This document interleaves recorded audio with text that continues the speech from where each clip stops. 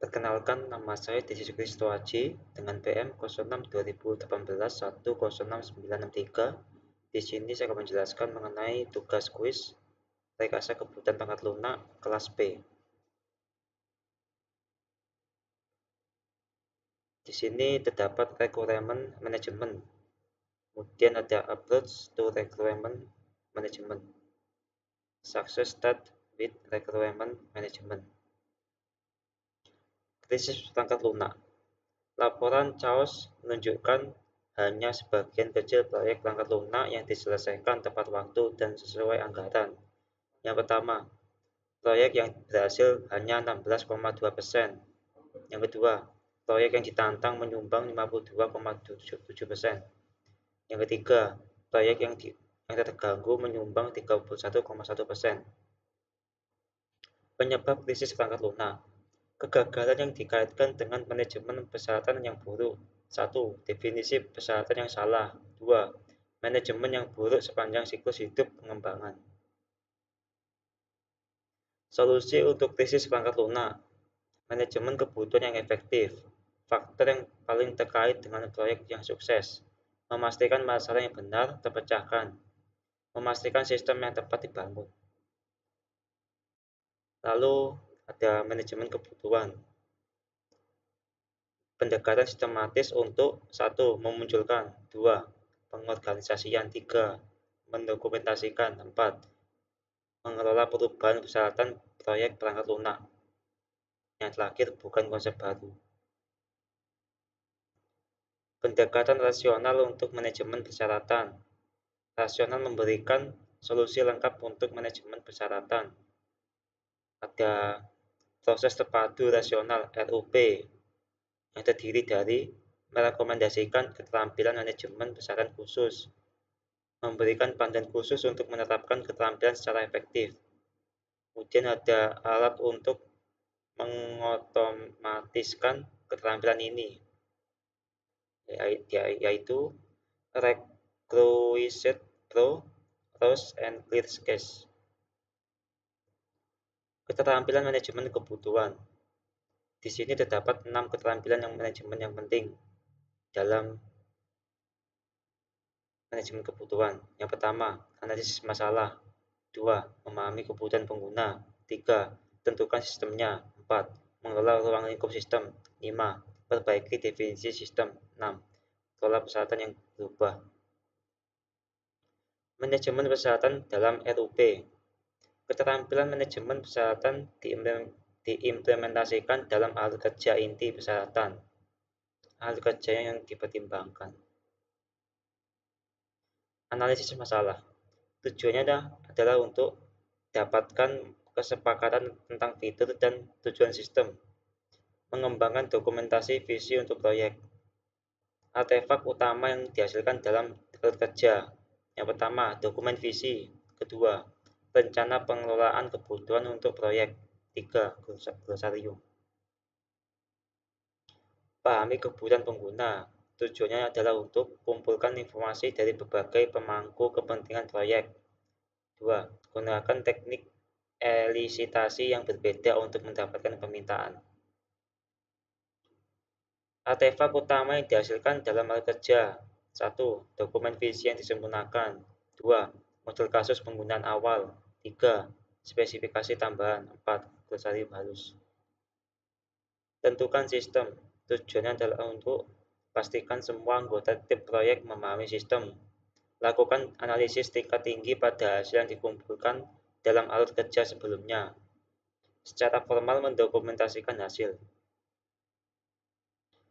Artefak utama yang dihasilkan dalam alur kerja. Yang pertama, dokumen visi yang disempurnakan. 2. Model kasus penggunaan yang disempurnakan. 3.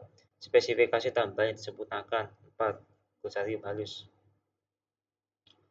Kemudian ada kelola ruang lingkup sistem. Tujuannya adalah untuk tentukan kumpul persyaratan yang akan disertakan dalam versi sistem ini. Tentukan satu set fitur arsitektur signifikan dan menggunakan kasus. Tentukan atribut dan ketertelusuran untuk membantu memprioritaskan persyaratan. Kemudian ada artefak utama yang dihasilkan dalam alur kerja. Yang pertama, rencana iterasi. 2. Dokumen visi yang disempurnakan. 3. Glosarium halus. Kemudian ada tujuan dari sempurnakan sistem. Untuk yang pertama, memberikan pemahaman yang lebih dalam tentang fitur sistem. 2. Berikan deskripsi terperinci tentang kasus penggunaan. 3. Antarmuka pengguna model dan prototipe. Artefak utama yang dihasilkan dalam hal kerja. Yang pertama, prototipe antarmuka pengguna. 2. Model kasus penggunaan terperinci. 3. Rencana iterasi yang direvisi. 4. Penglihatan halus. 5. Glosarium halus. Kelola perubahan persyaratan. Tujuannya adalah untuk kontrol dan kelola perubahan. Siapkan atribut persyaratan dan ketelacakan yang sesuai appropriate. Dukungan alat Recruit Pro. Pertama, alat manajemen persyaratan yang mudah digunakan. 2. Memanfaatkan kekuatan database dengan kebebasan word of. 3. Dukungan multi pengguna. 4. Menyediakan akses terdistribusi ke proyek melalui antarmuka webnya. 5. Menyediakan template dokumen dan kemampuan untuk mengimpor dokumen yang ada. Recruit Pro mengelola persyaratan. 1. Tentukan sistem, template kemampuan impor, persyaratan, dan jenis dokumen. 2. Kelola cakupan, matriks dan pohon ketelusuran, tipe atribut. 3. Kelola perubahan, tautan tersangka, diskusi grup, riwayat revisi. Mengapa mengelola kebutuhan? Memenuhi kebutuhan proyek menentukan kesuksesan. Mengapa pendekatan rasional?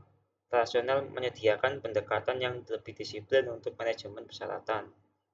Tidak hanya memberitahu organisasi apa yang harus dilakukan, memberikan bantuan tentang cara melakukannya. Rasional mendedikasikan beberapa tahun terakhir untuk manajemen persyaratan. Nah, di sini ada requirement elicitation. Adalah proses mengumpulkan dan memahami requirements dari user.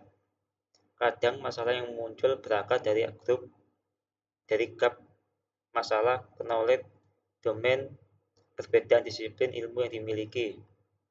Customer adalah expert pada domain yang software-nya ingin dikembangkan, domain spesialis. Di lain pihak, sang pengembang, requirement analyst, ada kalanya sama sekali buta terhadap knowledge domain tersebut. Meskipun tentu memahami dengan benar bagaimana sebuah software harus dikembangkan. Gap knowledge domain tersebut yang diharapkan bisa diatasi dengan adanya interaksi terus-menerus dan berulang atau disebut iterasi antara pengembang dan customer.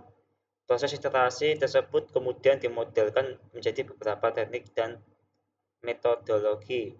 Di antaranya adalah interviewing, brainstorming, prototyping, use case, dan sebagainya. Kemudian ada requirement specification.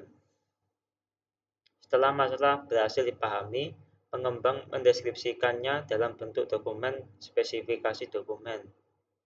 Spesifikasi ini berupa tentang fitur dan fungsi yang diinginkan oleh customer dan sama sekali tidak membahas bagaimana metode pengembangannya.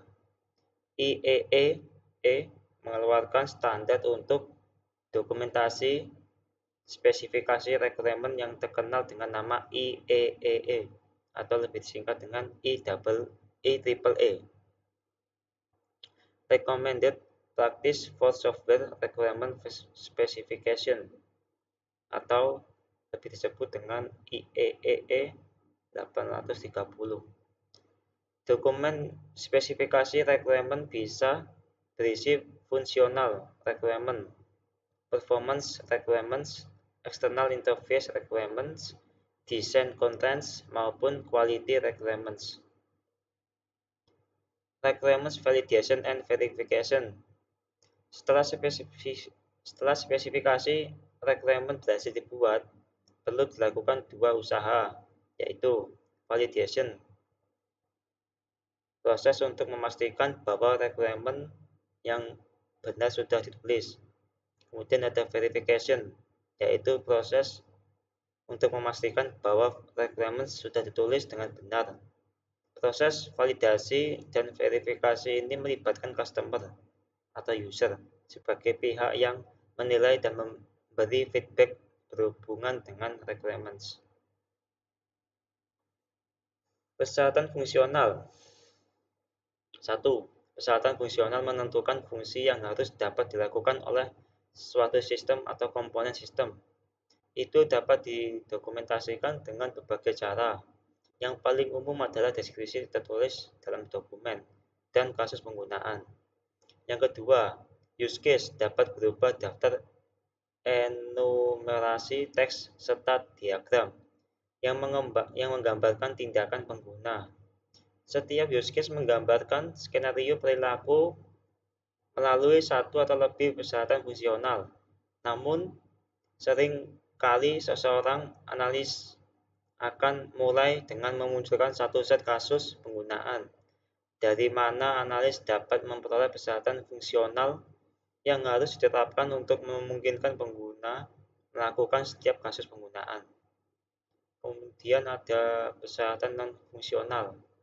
Yang pertama, persyaratan non-fungsional adalah persyaratan yang menentukan kriteria yang dapat digunakan untuk menilai operasi suatu sistem, bukan perilaku tertentu. 2.